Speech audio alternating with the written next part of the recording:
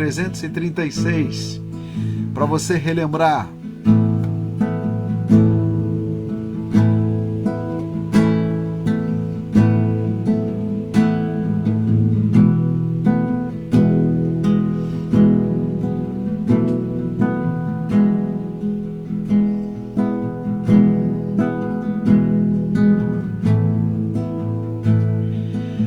Eu perdido pecador, longe do meu Jesus,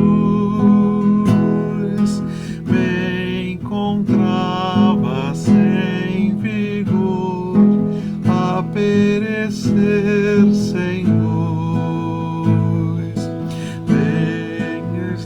Meu estado, né? Vou começar de novo, porque eu quase que canto uma outra letra aqui. Vou cantar com a versão do Inário Novo Cântico. O problema da gente conhecer vários inários, várias versões, é que a gente tem que, às vezes, relembrar aos irmãos qual é, e relembrar também para mim mesmo qual é a versão que nós vamos cantar. Vamos cantar juntos? Eu perdido pecador, longe do meu Jesus, me encontrava sem vigor, a perecer sem luz. Meu estado Cristo viu, dando-me a sua mão, e salvar-me conseguiu da perdição. Cristo me amou e me livrou,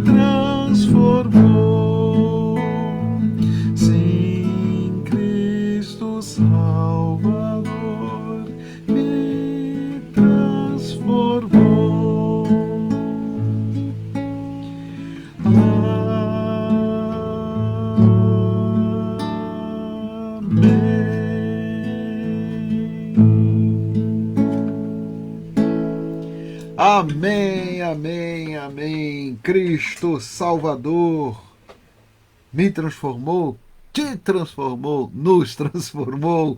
Por isso nós estamos aqui. Saudamos a Maria de Lourdes, com ela também os vários irmãos aí que estão chegando de Minas Gerais e de todo o Brasil.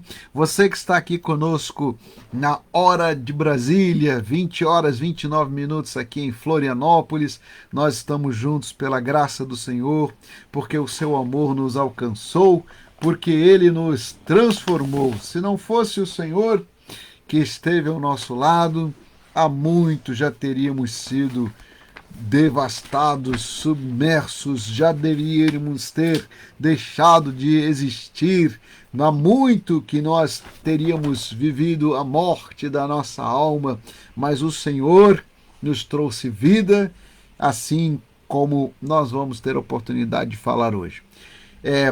Duas observações antes da gente orar, e aí eu convido você para estar em oração.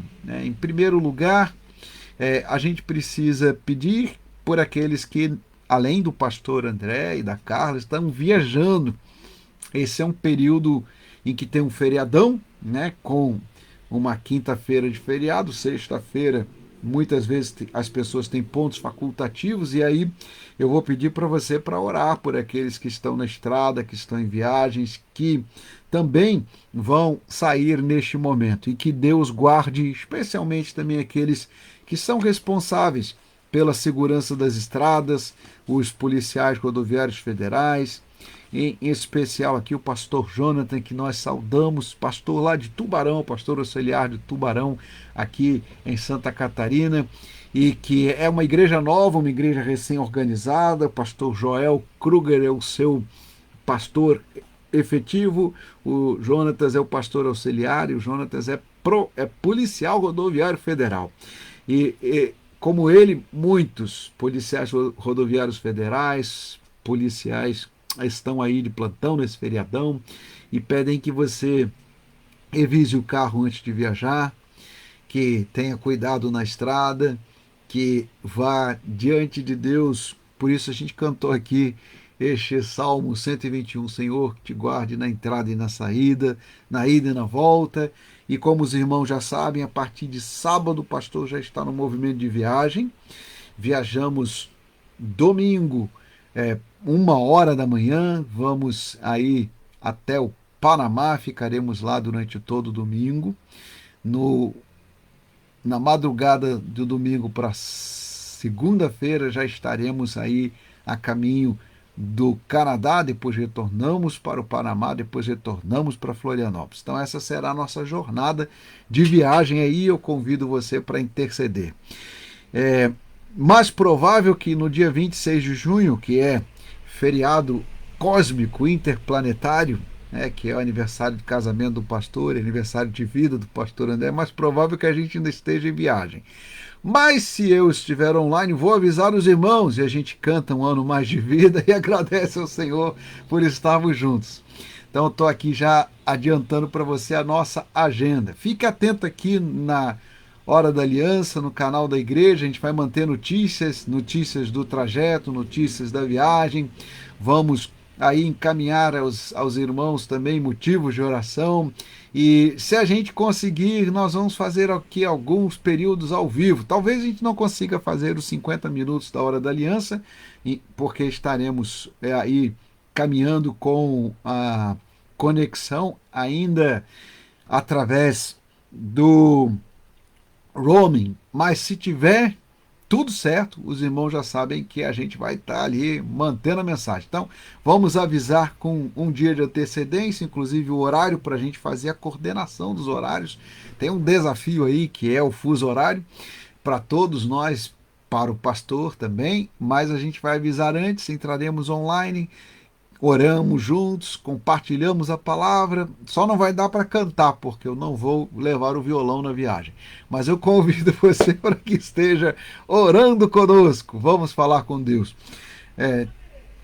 O irmão Tiago Garros disse uma coisa engraçada, disse assim, vai que de repente você consegue voltar de lá com outro violão. Eu não sei, isso eu não sei, aí só o Senhor é que consegue nos orientar nesse momento. Bom, Deus abençoe, paz para Nilza Lima. Edivaldo diz que pode contar com as nossas orações, Deus é conosco, é com o irmão, é conosco também, estamos juntos aqui. Maria Helena e Luiz, agora que puderam entrar, então a gente chegou na hora da oração. Nós vamos orar então.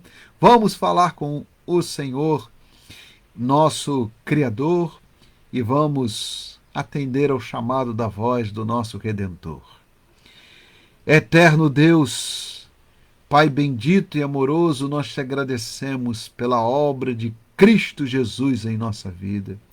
E pedimos que o Senhor sempre guarde as nossas vidas e guarde as nossas casas no sangue do Cordeiro, porque através da obra, da pessoa, do poder e do nome de Cristo Jesus é que a morte foi vencida e nós recebemos a vida eterna e recebemos uma nova realidade de vida.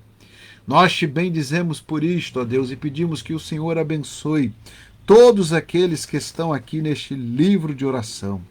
Que o Senhor esteja com todos esses 5.000 nomes, mas em especial, ó Deus, nós colocamos diante de Ti hoje o Francisco, que estará fazendo uma cirurgia, e pedimos que o Senhor cuide, ó Deus, de todos aqueles que estarão nas mãos dos médicos, nas mãos dos profissionais de saúde, que as Tuas mãos, que dirigem o nosso destino, estejam somadas aquelas mãos e que eles sintam a Tua providência nesse tempo de provação.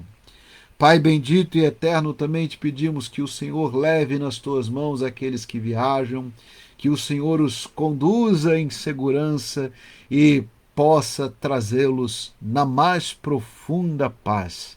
É o que nós rogamos, agradecemos e bendizemos. Em nome de Jesus. Amém, amém e amém. Um abraço para Margarete, para o pastor Renato, sejam bem-vindos. Nós agora vamos tirar algumas dúvidas que surgiram e observações. Primeiro, eu vou fazer uma pergunta para você aqui que esteve conosco ontem. Fez o dever de casa?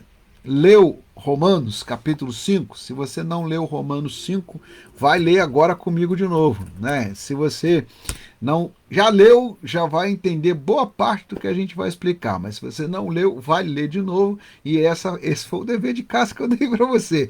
Quer entender Gênesis 3? Tem que ler Romanos 5.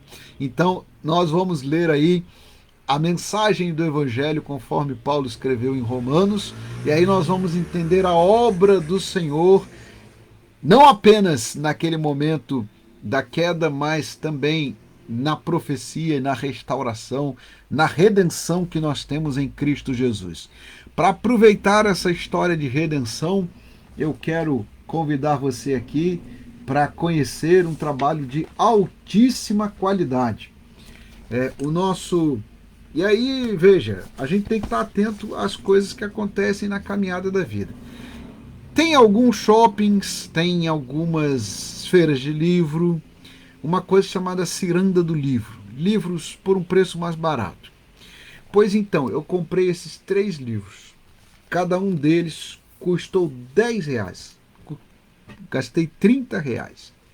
Muito bem gastos, porque Alistair McGrath é a maior autoridade em teologia da história, e ele faz aqui uma demonstração de como, através da história, a arte cristã foi pintando a criação, ou seja, o texto de Gênesis que a gente está lendo, a encarnação, os textos dos evangelhos do nascimento de Jesus, e a redenção.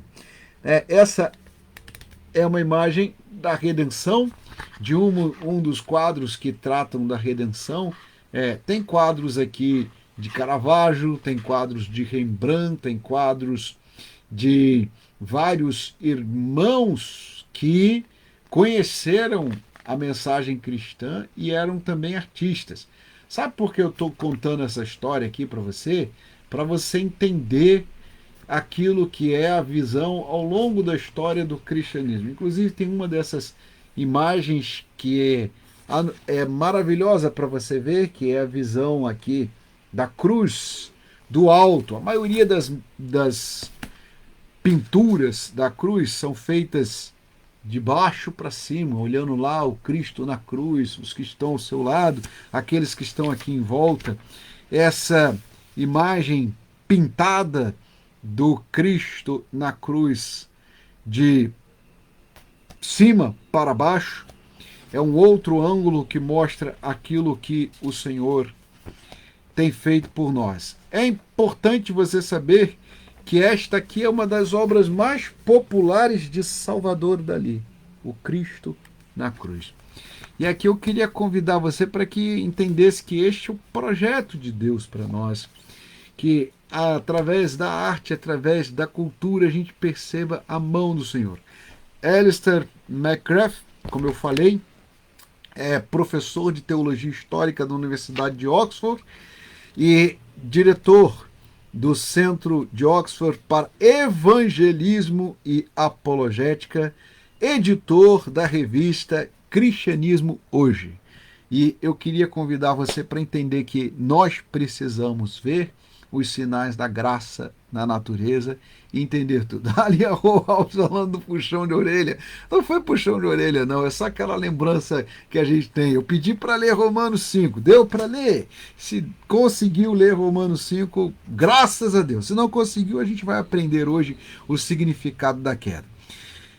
Segunda coisa que eu queria destacar. Pergunta que alguns irmãos fizeram. Que feriado é esse? Corpus Christi. Esse é um feriado que traduz um deslocamento de interpretação, que traduz um afastamento da igreja como comunidade visível daquilo que é a verdade do evangelho, da igreja como comunidade espiritual. Então, para você entender o que aconteceu, até o ano 1000, a maioria dos textos da teologia, inclusive da teologia católica, diziam que a igreja, comunidade dos fiéis, a igreja como corpo espiritual do Senhor, a comunidade dos fiéis, é o corpo de Cristo. E o que acontece com a Eucaristia, com a ceia? Nela está Cristo presente espiritualmente. A igreja é o corpo físico de Cristo aqui na terra e a Eucaristia, os elementos da ceia, são o corpo místico de Cristo. É isto que está escrito na teologia católica, até o ano 1000. A partir do ano 1000 começa uma discussão política de centralização do poder em Roma e no bispo de Roma. E aí a igreja passa a dizer que a Eucaristia, o sacramento, é o corpo real de Cristo e que a outra igreja, a igreja que é composta pelas pessoas, só está ligada ao cabeça da igreja se ela participa da Eucaristia. Não sei se você entendeu esse deslocamento teológico, mas esse deslocamento teológico é também um deslocamento de poder. Porque quem é que entrega a Eucaristia? É o sacerdote. E de onde vem o poder eucarístico? Do bispo de Roma e dos bispados, e aí a hóstia e a Eucaristia, inclusive com o relicário eucarístico, eram levados em procissão até as paróquias, até as igrejas. Dizer que ali estava o corpo físico de Cristo era importante para dizer quem tinha o poder e quem estava governando a igreja. O movimento, então, foi um movimento de trocar aquilo que era histórico e que era verdadeiro e que era bíblico. Porque a igreja sempre acreditou, desde o século I até o século X, que na Eucaristia, na Santa Ceia, está a presença espiritual, a presença mística de Cristo. E a igreja, composta de todos os eleitos do Senhor, composta de vidas, de pessoas, era o corpo físico de Cristo na terra, porque Cristo subiu aos céus, ele é o cabeça da igreja, a igreja é o seu corpo. Isso é o que diz a Bíblia. O que a igreja fez? Ela se afastou da Bíblia, a igreja romana se afastou da Bíblia, aqueles que disputavam o poder se afastaram da Bíblia. Sempre que entra política e poder, as pessoas se afastam da Bíblia, e aí elas passam a defender o poder através do sacerdote e através da entrega da Eucaristia que saía da sede do bispado até as paróquias. Então, se o pároco, se o padre, se a comunidade não queria ficar sem o corpo de Cristo e sem o bispo, ela tinha que se submeter. Então foi isso que aconteceu na história e por isso que a gente tem um feriado chamado Corpus Christi no Brasil. Por enquanto, esse feriado ainda atende a maioria da população. 56% dos brasileiros são católicos apostólicos romanos, segundo o IBGE. Mas perceba que é uma maioria bem apertada. 56% são católicos romanos. Quer dizer que 44% não são. É quase meio a meio. Então, a pergunta que a gente pode fazer é a seguinte: faz sentido ter um feriado que atende metade da população e não outra? Faz sentido que a gente tenha um feriado de uma religião e não das outras? São perguntas que a gente pode fazer aqui, inclusive perguntar se este feriado faz sentido teologicamente à luz da Bíblia e da teologia cristã. Porque a Bíblia diz que a igreja é o corpo de Cristo. O corpo de Cristo não é a hóstia, não é a Eucaristia. A Bíblia diz que quando Jesus fala este é meu corpo e o partiu, não saiu sangue do pão. A Bíblia diz que quando Jesus pegou o cálice e deu aos seus discípulos, eles não registraram nenhum milagre. O Evangelho registra o milagre de que Jesus transformou água em vinho. O Evangelho registra o milagre de que Jesus multiplicou pães e peixes. Mas o Evangelho não registra o milagre da transubstanciação. Isso não está no Evangelho. E não está no Evangelho em nenhuma Bíblia, nem na Bíblia etíope, nem na Bíblia católica, nem na Bíblia protestante, nem nas Bíblias que nós temos aí com autorização dos bispos. Na Bíblia, se você for ler no Evangelho, Jesus diz: este é meu corpo, este é meu sangue, e não há nenhum registro de que isso tenha acontecido como um milagre de transformação. Quando Paulo, em 1 Coríntios 11, fala da ceia, também não registra-se nenhum milagre. E olha que Paulo registra também milagres. Registra ressurreições, registra exorcismos, registra curas. Mas nem Paulo, nem Pedro, nem João, nem nenhum dos apóstolos, nem os evangelhos registram que a Eucaristia se tornou o corpo físico de Cristo.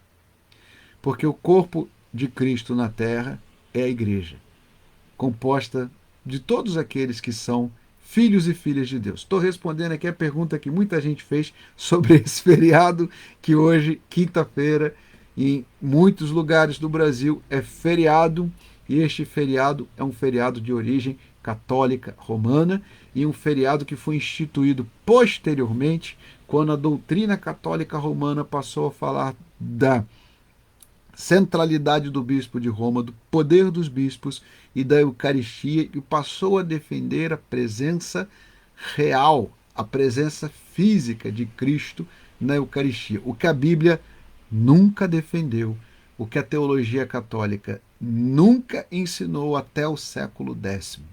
Então é uma coisa nova que foi introduzida na história que a gente precisa aqui corrigir. Por último, então, nós vamos agora a Romanos, capítulo 5. E eu vou pedir para você abrir a sua Bíblia aí. Romanos, capítulo 5. É o texto de hoje.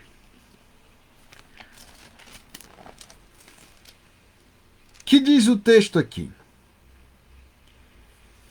Romanos, capítulo 5, verso 12. Em diante. Portanto, assim como por um só homem entrou o pecado no mundo, e pelo pecado a morte. Assim também a morte passou a todos os homens, porque todos pecaram. Porque todos pecaram. Gente, a gente vai ter que fazer aqui uma discussão bem rápida para você entender 2000 anos de teologia e de história, né? Em primeiro lugar, eu vou destacar de novo o que eu já falei antes e o que Paulo prega lá em Atos 17, no sermão dele em Atenas. A Bíblia é o único livro da antiguidade que diz que a humanidade toda tem uma origem comum.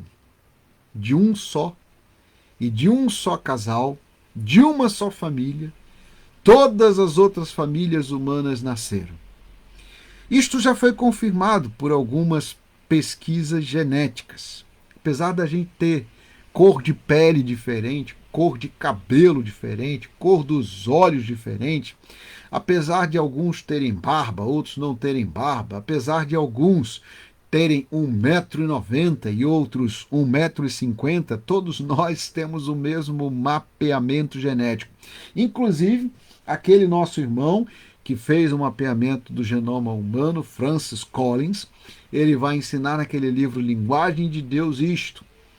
Nós não temos na espécie humana aquilo que acontece, por exemplo, entre os cães.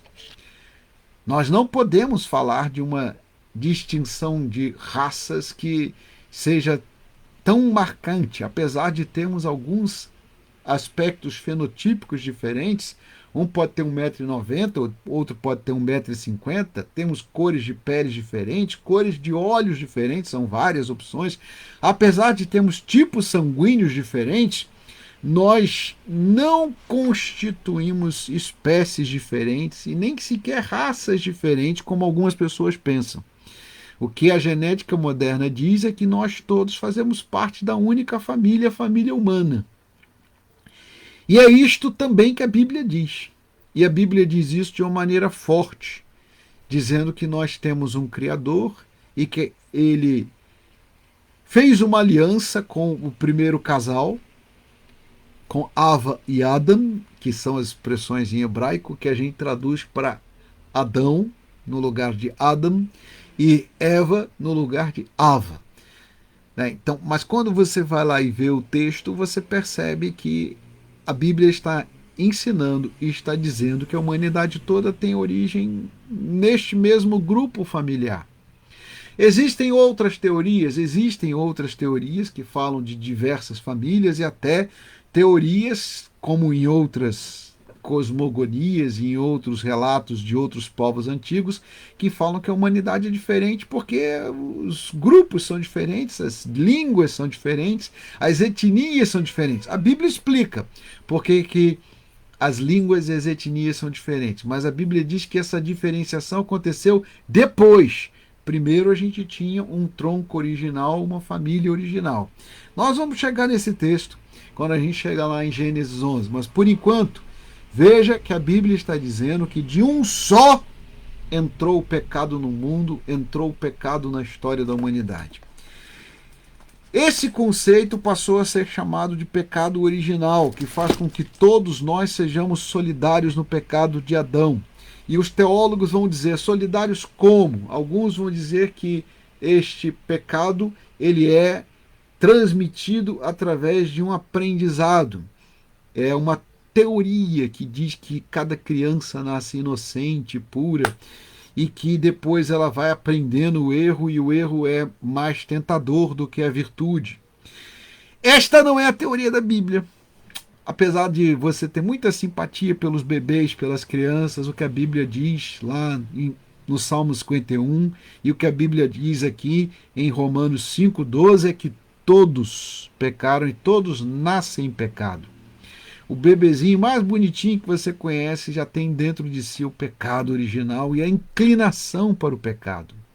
Na teologia reformada isso é chamado de corrupção total ou queda completa do gênero humano e natureza adâmica pecaminosa que nós todos temos. Já li para você aqui que Niebuhr vai dizer que esta é uma doutrina empiricamente verificável. Você não precisa ensinar nada de errado para um bebê, para uma criança, ela já aprende sozinha. Aí o pai, a mãe fica desesperado, mas de onde que essa criança aprendeu isso? Como é que ela se sente alegre de fazer maldade com os bichinhos ou de brigar com o irmãozinho? Como é que pode? Sabe de onde vem? Vem lá da nossa natureza adâmica, porque de um só entrou o pecado no mundo. Então veja que a gente aqui começa a entender o que significa essa entrada do pecado no mundo. Mas a gente precisa entender outra história. E aí eu queria convidar você para que olhasse o texto de Paulo para você entender que a pergunta que nós fazemos, por que o pecado entrou no mundo? Por que, afinal de contas, Deus permitiu que este pecado entrasse? É para que também, por um só, e aí o texto vai dizer de uma maneira mais clara, nós possamos conhecer também a graça. John MacArthur diz isso de uma maneira mais objetiva, mais simples e direta para você entender. Nós não teríamos condições de conhecer a graça e nem teríamos condições de ter união com Cristo se Deus não tivesse permitido também que a nossa natureza adâmica, decaída, em pecado, fosse restaurada. Imagine aqui o que isso significa. E ele vai dizer para você assim: se nós tivéssemos permanecido no estado original e a humanidade toda está lá se desenvolvendo no paraíso, nós conheceríamos todas as frutas do paraíso, conheceríamos todas as espécies, não veríamos a morte porque estaríamos ali criados no estado original, mas também jamais veríamos a Cristo. Olha a força dessa informação, porque ela é importante para você entender o plano de Deus da salvação.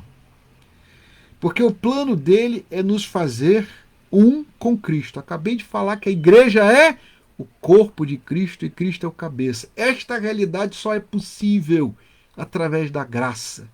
Quando Cristo pega a nossa natureza adâmica e nos faz nova criação. Se tivéssemos ficado no estado original, não teríamos acesso à árvore da vida e seríamos apenas conhecedores do bem. Mas depois da queda, somos conhecedores do bem e do mal. E o mal está em nós.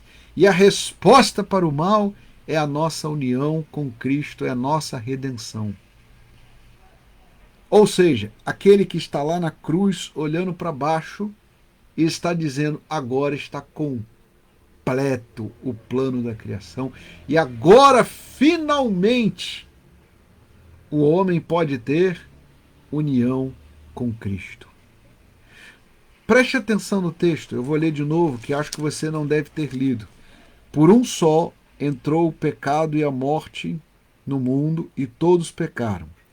Mas o texto também diz que se pela ofensa de um só morreram muitos, pela graça de Deus, o dom da graça de um só homem, Jesus Cristo, também é abundante sobre muitos. Se pela ofensa de um e por meio de um só reinou a morte, muito mais os que receberam a abundância da graça e o dom da justiça reinarão em vida por meio de um só, a saber, Jesus Cristo. Porque se tivéssemos ficado lá em Gênesis 3, sem a serpente e sem o pecado, sabe quando é que nós encontraríamos com Deus? Ali está escrito o texto, Gênesis 3, 8. No final do dia, na viração do dia. A presença de Deus tomava conta do jardim e Deus passeava pelo jardim para encontrar com o homem. Mas veja você que isso é muito pouco. Ter a visita de Deus é muito pouco. Ficarmos aqui no paraíso e Deus lá distante, eu não sei o que você pensa, mas eu penso de uma maneira bem clara que o projeto de Deus era muito melhor. É de que nós estivéssemos lá com Ele. Claro que você pode fazer a pergunta, mas por que Ele não criou lá no céu então? Porque nós não teríamos condições de aprender e de entender a graça, de ver a obra da redenção e de perceber o que Ele tem feito por nós, o que Ele nos dá a bênção de poder entender, de poder perceber. Vou voltar aqui para a obra de Salvador Dalí. Olha lá ele da cruz, olhando para baixo e vendo o quê? Vendo a humanidade em toda a sua perdição. E aqui é fundamental você entender que o artista colocou Cristo como sendo a luz no meio das trevas. Então, para conhecer a luz, nós precisamos conhecer as trevas. Para conhecer a vida, nós precisaríamos ter conhecido a morte. Para conhecer a graça e para podermos estarmos finalmente em união com Cristo, nós precisamos passar pelo vale da sombra da morte e passar pela cruz. Sem cruz,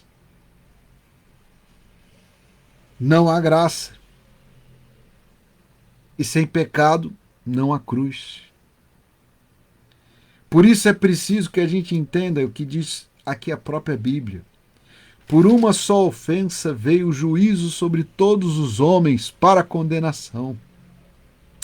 Assim também, por um só ato de justiça veio a graça sobre todos os homens para a justificação que dá vida.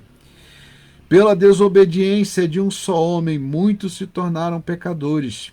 Assim também, por meio da obediência de um só, muitos se tornarão justos. E aqui diz Paulo o texto mais bonito de suas epístolas. Sobreveio a lei para que avultasse a ofensa. Mas onde abundou o pecado, superabundou a graça.